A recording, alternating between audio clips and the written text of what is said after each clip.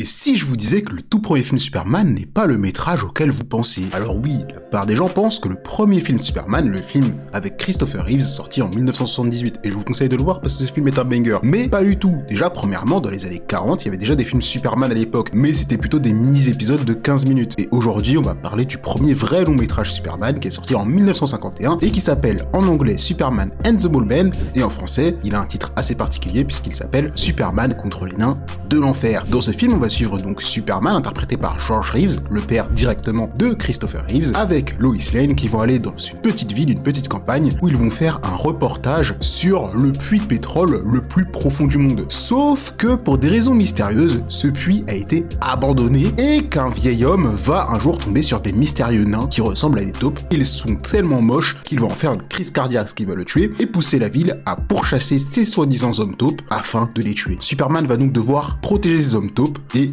apaiser la colère des habitants du village. Ce film est explosé. Ça a beau être un film qui a été fait en 1951, le film dure un peu moins d'une heure et le film est vraiment nul. C'est pas le pire film Superman, ça le pire, on en reparlera quand on parlera des autres films Superman, mais globalement de ce film, il ne se passe pas grand chose. Déjà, 20 minutes du film facilement, c'est juste une course-poursuite des humains lambda avec des guns contre un homme taupe. Et il faut voir les déguisements de l'homme taupe. On va remettre ça sur l'époque, mais c'était vraiment affreux. Petite mention spéciale qui m'a fait assez rire, c'est la scène de vol de Superman. Vous savez, je me suis dit, attends, en 1951, comment ils vont faire pour faire voler Superman? Ça va être compliqué, est-ce qu'ils vont oser le faire? Ils l'ont fait à 2 reprises, alors la deuxième reprise, ça allait, Superman volait avec les moyens du bord, c'était crédible, mais la première, les gars, on avait vraiment l'impression qu'ils avaient pris une caméra, ils l'ont mis sur une tyrolienne et ils ont poussé. Ils ont voulu nous faire un POV de Superman qui vole, c'était claqué au sol. Mais bon, bien évidemment, faut remettre ça sur le contexte de l'époque, Superman était déjà très iconique, et contrairement à ce que je pensais, il n'était pas si conservateur que ça, parce qu'il défendait déjà les personnes opprimées face à une certaine xénophobie, il faut dire les termes, je pense que ce film est assez métaphorique. Je vous invite très clairement pas à voir ce film, mais en ce moment sur Twitch, on est dans ce qu'on appelle un Supermanathon, c'est-à-dire que chaque stream, on regarde minimum un film Superman, en attendant l'arrivée de Superman en juillet 2025.